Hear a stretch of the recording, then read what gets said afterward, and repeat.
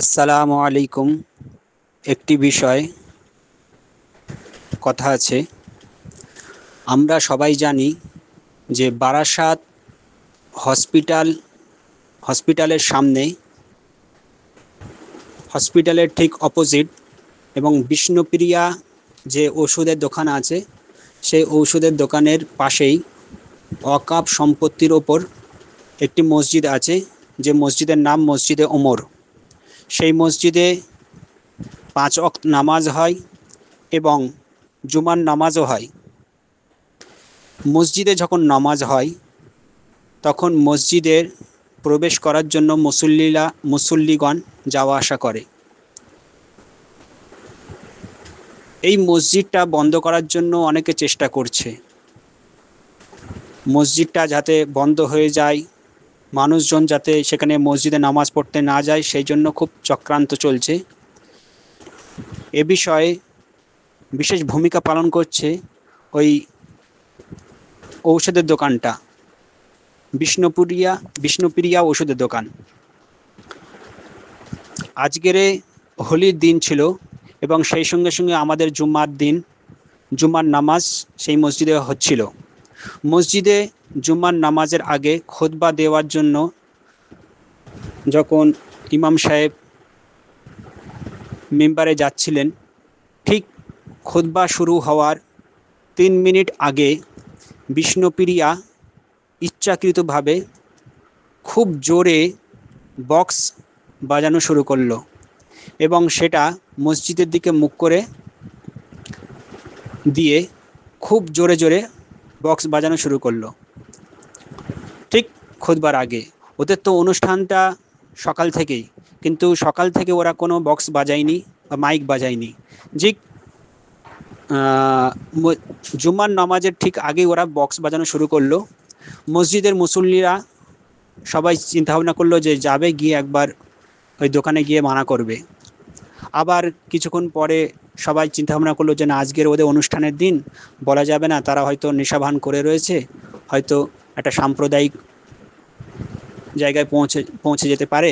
সেই জন্য মসজিদ কমিটি বলল যে আমরা থানাকে খবর দিয়েছি, পৌরসভাকে খবর দিয়েছি, হ্যাঁ, যে আজকের যেন মসজিদের নিরাপত্তার জন্য ব্যবস্থা করা হয়। যাই হোক, ওখানে পুলিশ ছিল কিনা জানি না, তা মুসল্লিরা আর যায়নি তাদেরকে বারণ করতে। সেই অবস্থায় খুব জোরে মাইক বাজলো এবং সেই সঙ্গে সঙ্গে মসজিদে খুতবা দেওয়া হলো জুমার জন্য এবং মসজিদে জুমার নামাজ পড়া হলো। খুতবা এবং নামাজের একটু ডিস্টার্ব হলো। শান্তিপ্রিয় মানুষ, ইসলাম শান্তি শেখায়, অতএব সেখানে রমজান মাস চলছে, যাতে কোনো অশান্তি সাম্প্রদায়িক দাঙ্গা না বাঁধে, সেই জন্য মসজিদের মুসল্লিরা আর যায়নি তাদেরকে বারণ করতে। এইভাবে আমাদের নামাজ শেষ হলো। ওইদিকে ওদের খুব জোরে মাইক বাজলো এবং ইচ্ছাকৃতভাবেই, যেটা একদম প্রমাণ আছে, মসজিদের কমিটির কিছু লোক সেটা ভিডিও করেছে যে মসজিদে নামাজ হচ্ছে, সেই সঙ্গে সঙ্গে ওদের দোকানের মধ্যে মাইক বাজছে।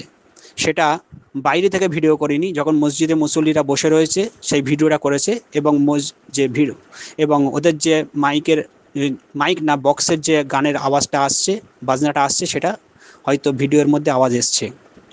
সেটা আপনারা যদি প্রমাণ চান তাহলে সেই মসজিদে যাবেন। মসজিদের যিনি মুয়াজ্জিন সাহেব আছেন তিনি উপরমানা আছেন, মসজিদ কমিটি উপরমানা আছেন, মসজিদের যিনি ওখানে অক্তিয়া ইমাম তিনি উপরমানা আছেন। অতএব আমাদের দরকার ওই বিষ্ণুপ্রিয়া যে দোকান আছে, ওষুধের দোকান আছে, সেই দোকানে যদি দিনে 300 জন কাস্টমার যায়, তার মধ্যে 250 জন মুসলিম, সবই হচ্ছে ওই বারাসাত হসপিটালের রোগী, তার পরিজনরা ওখান থেকে ওষুধ কেনে। আমরা লক্ষ্য করেছি যে বিষ্ণুপ্রিয়ায় যত কাস্টমার যায়, দিনে যদি 300 থেকে 400 জন যদি কাস্টমার যায়, অর্ধেকেরও বেশি, বললাম না যে 300 জনের মধ্যে হয়তো 250 জন মুসলিম কাস্টমার। তাহলে আমরা যদি আস্তে আস্তে যদি সেই দোকানে যদি যাওয়া বন্ধ করি, আমি গেলাম না, আপনি গেলেন না, আরও 3 জন গেল না, এবং আমাদের আরও আত্মীয় স্বজনদেরকে আমরা বলে দিলাম, আমাদের বিভিন্ন জায়গায় আত্মীয় স্বজন আছে, যেমন গোলাবাড়ি, কদমগাছি, বড়া, বহেড়া, সাউথ কাজীপাড়া, দক্ষিণপাড়া এবং বোয়ালঘাটা, আমিনপুর, খড়িবেড়ে, হাসনাবাদ, বসিরহাট, এই সমস্ত এলাকায় আমাদের কিছু কিছু তো আত্মীয় স্বজন আছে। আর এরাই তো বারাসাত হসপিটালে আসে। আমরা যদি মানা করি, আমরা নিজেরাও যাব না এবং আমাদের আত্মীয় স্বজনদেরকে যদি মানা করে দিই যে আমরা ওই দোকান থেকে কোনো পণ্য জিনিস কিনবো না, অর্থাৎ ঔষধ কিনবো না, অন্য দোকান থেকে কিনবো, তাহলে মনে হয় খুব ভালো হয়। তাহলে তারা আর্থিক দিক থেকে হয়তো একটু দুর্বল হয়ে পড়তে পারে। এছাড়া আর কোনো উপায় নেই, কারণ পুলিশ প্রশাসনকে জানিয়েও কোনো কাজ হচ্ছে না। প্রত্যেক জুম্মায় ওখানে একটা ওরা ঝামেলা বাঁধানোর চেষ্টা করছে। বিশেষ করে বিষ্ণুপ্রিয়ার যে দোকানের মালিক, তিনিও একবার প্রকাশ্যে বলে ফেলেছেন যে আমি একটা সাম্প্রদায়িক দাঙ্গা বাঁধিয়ে ছাড়ব। উনি বলেছেন জুম্মার দিন দেখা যাচ্ছে যে মুসল্লিরা বার হচ্ছে, কিন্তু মসজিদে মুসল্লিরা বার হতে পারছে না। মসজিদের গেটের সামনে বাইক দিয়ে, সাইকেল দিয়ে জাম করে রেখে দিয়েছে। বিষ্ণুপ্রিয়া ওষুধের দোকান, ওরা যারা কর্মচারী এবং মালিক, তারা চাচ্ছে যে মসজিদটাকে বন্ধ করে দেওয়ার, এবং মসজিদের মধ্যে তারা বিভিন্ন রকম, তাদের তো মসজিদের পাশেই তো তাদের দোকান, অর্থাৎ দোকান থেকে তারা বিভিন্ন রকম ময়লা মসজিদের জমির মধ্যে ফেলে এইভাবে। তাহলে আমরা যদি একজন, দুজন করে, তিনজন করে আমাদের আত্মীয় স্বজন বলতে বলতে যদি দেখা যাচ্ছে এই করতে করতে দেখা যাচ্ছে 100 থেকে 500, 500 থেকে 1000, 1000 থেকে 2000, 2000 থেকে 3000, এইভাবে দেখা যাচ্ছে 10,000 পর্যন্ত পৌঁছে গেল। সমস্ত মুসলমানরা যদি সেই দোকান থেকে ওষুধ কেনা বন্ধ করে, তাহলে তাদের মধ্যে একটা আঘাত আসবে, তারা আর্থিক দিক থেকে হয়তো দুর্বল হয়ে পড়বে। অতএব আমরা চেষ্টা করব যাতে এইভাবে প্রচার করার। মসজিদে এইভাবে আলোচনা করা হয়েছে, যদি কোনো ইমাম সাহেব পারেন যে মসজিদে প্রকাশ্যে এলান করতে পারেন, কিন্তু এটা কোনো লিখিতভাবে না, কারণ লিখিতভাবে যদি দেওয়া হয় তাহলে আমাদের মধ্যে অনেক মুনাফিক আছে, তারা হয়তো সেই রিপ্লেটটা নিয়ে বিভিন্ন রকম ঝামেলা বাঁধানোর চেষ্টা করতে পারে। অতএব আমরা যারা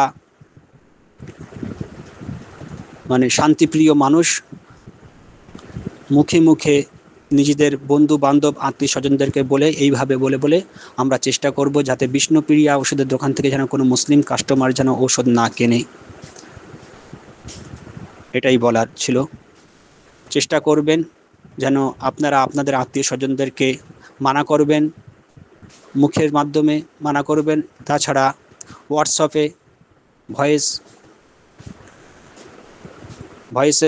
ভয়েস মেসেজের মাধ্যমে আপনারা এটা প্রচার করুন, যাতে তারা বুঝতে পারুক যে হ্যাঁ, আমাদের দোকানে মুসলিম কাস্টমার আর আসছে না।